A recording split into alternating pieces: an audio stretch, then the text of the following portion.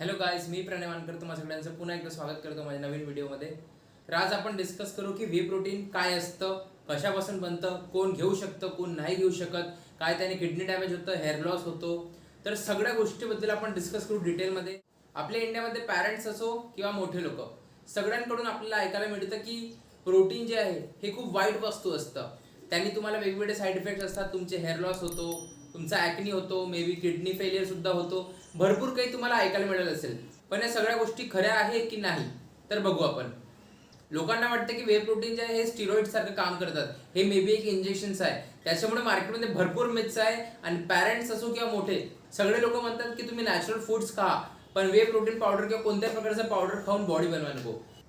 बिगिनरला जेवढे restrictions gym लावण्यासाठी नसते, त्याच्यापेक्षा काही प्रमाणात जास्त रिस्ट्रिक्शन त्याला प्रोटीन किंवा वे पावडर कन्झ्युम करण्यासाठी असते. तर आपण डिस्कस करू की वे प्रोटीन पावडर काय आहे. तर वेला सध्या बाजूला ठेवा, आपण फक्त डिस्कस करू की प्रोटीन काय आहे. तर प्रोटीन बेसिकली एक मॅक्रो न्यूट्रिएंट आहे जे तुमच्या बॉडीला खूप जास्त प्रमाणामध्ये गरज असते आणि लार्ज क्वांटिटीमध्ये डेली बेसिसवर घ्यायला पाहिजे. भरपूर काही फूड्स आहे. कार्बोहायड्रेट्स, प्रोटीन्स आणि फॅट्स हे 3 मॅक्रो न्यूट्रिएंट आहे जे तुमच्या बॉडीला खूप जास्त प्रमाणात गरज असतात. आणि प्रोटीनची गोष्ट केली तर हे भरपूर फूड्स पासून भेटतं, जसं चिकन, एग, दाल, पनीर, कर्ड, देन फिश. भरपूर काही आयटम्स आहेत ज्यात प्रोटीन असतं. आपल्या बॉडीला माहित नसतं की आपल्या बॉडीमध्ये प्रोटीन्स कोणत्या सोर्स पासून येत आहे, कारण की एकदा ते बॉडीमध्ये गेलं की ते ब्रेकडाऊन होतं आणि डायजेस्ट होतं अमिनो ऍसिड्स म्हणून. अमिनो ऍसिड जे आहे हे कंबाईन होऊन प्रोटीन फॉर्म करतं. तर तुमच्या बॉडीमध्ये कोणत्या सोर्स पासून प्रोटीन येत आहे हे महत्वाचं नसतं, पण तुमच्या बॉडीमध्ये प्रोटीन येत आहे हे खूप महत्वाचं असतं. अमिनो ऍसिड्स जे आहेत हे 2 प्रकारचे असतात, एसेन्शियल अमिनो ऍसिड्स आणि नॉन एसेन्शियल अमिनो ऍसिड्स. तर एसेन्शियल अमिनो ऍसिड्स ते अमिनो ऍसिड्स असतात जे आपली बॉडी स्वतः प्रोड्यूस नाही करू शकत किंवा बनवू नाही शकत, तर आपल्याला एक्सटर्नल सोर्स म्हणजेच डाएट थ्रू आपल्याला घ्यावं लागतं. जेव्हा की नॉन एसेन्शियल अमिनो ऍसिड्स जे आहे हे आपली बॉडी स्वतः प्रोड्यूस करू शकतं, त्याच्यामुळे याला बाहेरून घ्यायची काही गरज नाही आहे. तर एसेन्शियल अमिनो ऍसिड्स आहे tryptophan, threonine, valine, isoleucine, leucine etcetera. Non essential मध्ये आहे ग्लायसिन, सेरिन, ग्लुटामाइन एक्सेट्रा. नाव प्रोटीन्स आणि अमिनो ऍसिड्स काय आहेत तुम्हाला समजलं असेल. तर आता आपण बघू की वे प्रोटीन काय आहे. वे प्रोटीन जे आहे हे पण एक प्रोटीनचा सोर्स आहे, हे काही वेगळं नाही आणि याची तुमच्या बॉडीला खूप गरज असते. तुम्ही बघितलं असेल ज्या प्रकारे दुधापासून तूप, दही, पनीर, लोणी आणि भरपूर काही वस्तू बनतात, त्याच प्रकारे वे प्रोटीन पावडर सुद्धा दुधापासूनच बनतं. तर कसं बनतं हे, तर तुम्हाला माहिती असेल घरी जेव्हा तुम्ही पनीर बनवता तर पनीर बनवल्यानंतर जे लिक्विड उरते तेच वे प्रोटीन असते. त्या लिक्विडलाच वे प्रोटीन म्हणतात. त्या लिक्विडला फर्दर प्रोसेस करतात, ड्राय करतात, त्याला फिल्टर करतात आणि पावडर फॉर्ममध्ये तयार करतात. एकदा पावडर फॉर्ममध्ये तयार झालं की त्याच्यात फ्लेवर्स ॲड करतात, स्टेबलायझर्स ॲड करतात, स्वीटनर्स ॲड करतात आणि पावडर फॉर्ममध्ये पॅक करून तुम्हाला विकतात एक वे प्रोटीन पावडरच्या नावाने. तर तुम्ही समजले की वे प्रोटीन कशापासून बनतं आणि कसं बनतं. तर तुम्हाला याची कन्फ्युजन अजिबात नसली पाहिजे की वे प्रोटीन जे आहे हानिकारक आहे आणि तुम्हाला साईड इफेक्ट किंवा हार्म कॉज करेल कोणत्याही याच्यात. आता आपण हे बघू की वे प्रोटीन असो किंवा प्रोटीन सोर्सेस तुम्ही रोजच्या डाएटमध्ये का बरं कन्झ्युम केले पाहिजे. प्रोटीनचे भरपूर फंक्शन्स असतात, व्हेरायटी ऑफ फंक्शन्स असतात. तर आपण काही फंक्शन्स डिस्कस करू जे खूप जास्त इम्पॉर्टंट आहे तुमच्या बॉडीसाठी. तर पहिला फंक्शन आहे मेंटेनन्स आणि रिपेरिंग.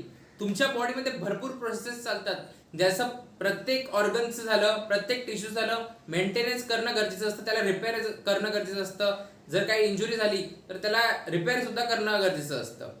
देन सेकंड फंक्शन आहे ग्रोथ ऑफ एक्झिस्टिंग टिश्यूज. जे तुमचे एक्झिस्टिंग टिश्यूज आहे त्यांची ग्रोथ सुद्धा गरजेची असते. लहानापासून जेव्हा तुम्ही मोठे होतात तर तुमचे टिश्यूज, तुमचे ऑर्गन्स, तुमची हेल्थ वाढत जाते, डे बाय डे इन्क्रीज होत जाते. तर त्याच्या ग्रोथसाठी सुद्धा प्रोटीनची गरज असते. Function number 3 hormonal function. जेवढे तुमचे हॉर्मोन्स आहे बॉडीमध्ये, इन्सुलिन, टेस्टोस्टेरॉन, थायरॉक्सिन एक्सेट्रा, जेवढे पण हॉर्मोन्स आहेत त्यांचं सुद्धा काम प्रोटीनद्वारेच होते.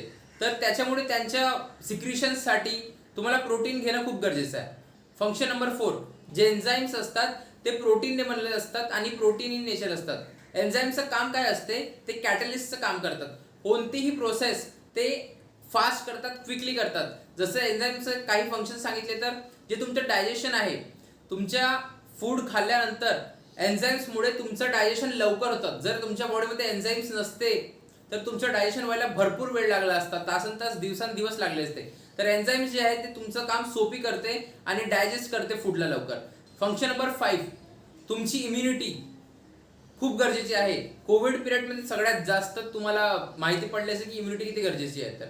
तर तुमची इम्युनिटी बूस्ट करते.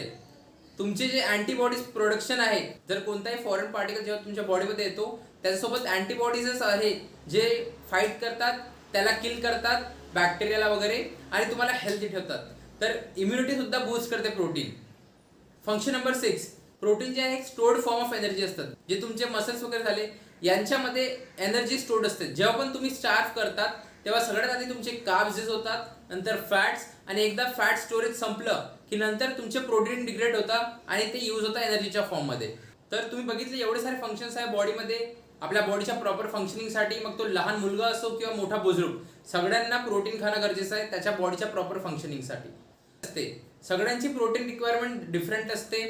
त्यांच्या वेटनुसार, त्यांच्या मसल मासनुसार, त्यांच्या लाईफस्टाईलनुसार, त्यांच्या फिजिकल ॲक्टिव्हिटीनुसार कोणाची प्रोटीन रिक्वायरमेंट जास्त असू शकते किंवा कोणाची कमी असू शकते. फॉर एक्झाम्पल, एक नॉर्मल सेडेंटरी व्यक्ती आहे जो जिम नाही करत, काहीच नाही करत. एक मी आहो जो डेली जिम जातो, आणि एक आहे ॲथलीट जो डेली ट्रेन करतो. तर तिघांची रिक्वायरमेंट बघितली तर कमी जास्त असू शकते, पण तिघांनाही गरज असते. कारण की जो सेडेंटरी इंडिव्हिज्युअल आहे त्याला hormonal function, enzymatic function, digestion, breakdown, proper growth मेंटेनन्सची गरज त्याला सुद्धा असते. पण कमी किंवा जास्त मात्रामध्ये प्रोटीन त्याला सुद्धा खाणं गरजेचं आहे, मला सुद्धा खाणं गरजेचं आहे, आणि ॲथलीटला सुद्धा खाणं गरजेचं आहे त्याच्या ॲक्टिव्हिटीनुसार, त्याच्या रिक्वायरमेंटनुसार. तर ही रिक्वायरमेंट कमी जास्त असू शकते. आणि हे प्रोटीन रिक्वायरमेंट तुम्ही कोणत्याही फूड सोर्स पासून सुद्धा घेऊ शकता. चिकन झालं, अंडे झालं, होल फूड्स पण खाऊ शकता तुम्ही प्रोटीन रिक्वायरमेंट पूर्ण करण्यासाठी. पण तुम्ही वे प्रोटीन का बरं कन्झ्युम केलं पाहिजे? प्रत्येक फूडमध्ये प्रोटीन असतं. चिकन असो, पनीर असो, सोया असो, दाल असो, कोणतीही वस्तू असो, प्रत्येक फूडमध्ये प्रोटीन असतं. पण सोबत त्याच्या कार्ब्स आणि फॅट्स सुद्धा येतात. फॉर एक्झाम्पल, 100 ग्राम्स मूग दालमध्ये 24 ग्राम्स प्रोटीन असतं, 56 ग्राम्स कार्ब्स असतं, आणि अराउंड 2 ग्राम्स ऑफ फॅट्स असतं.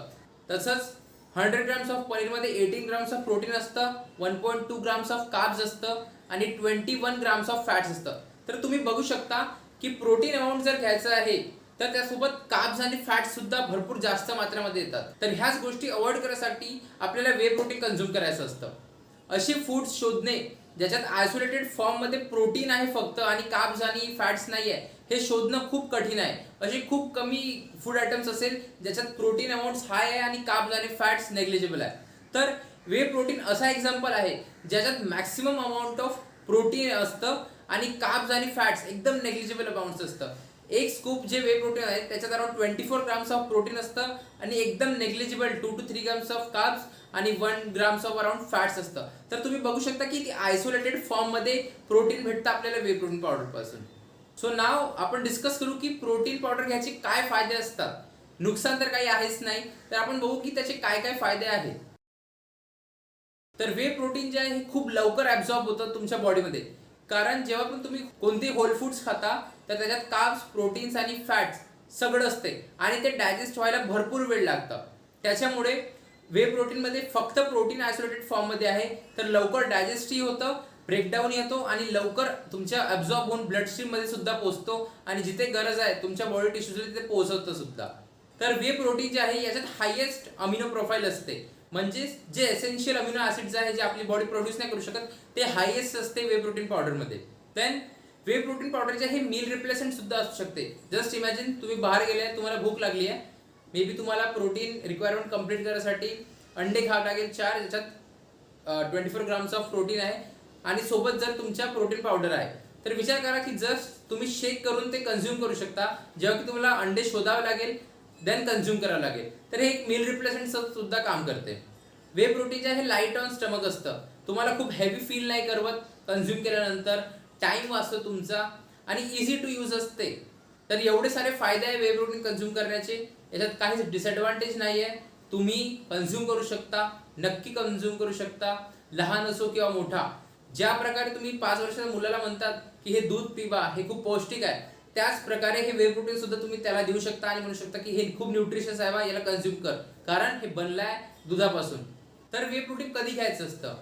वे प्रोटीनचा काही ठराविक वेळ नसतो. ज्या प्रकारे तुम्ही केव्हाही जेवण करता त्याचा ठराविक वेळ नसतो, त्याच प्रकारे वे प्रोटीन तुम्ही कधीही घेऊ शकता दिवसभरात.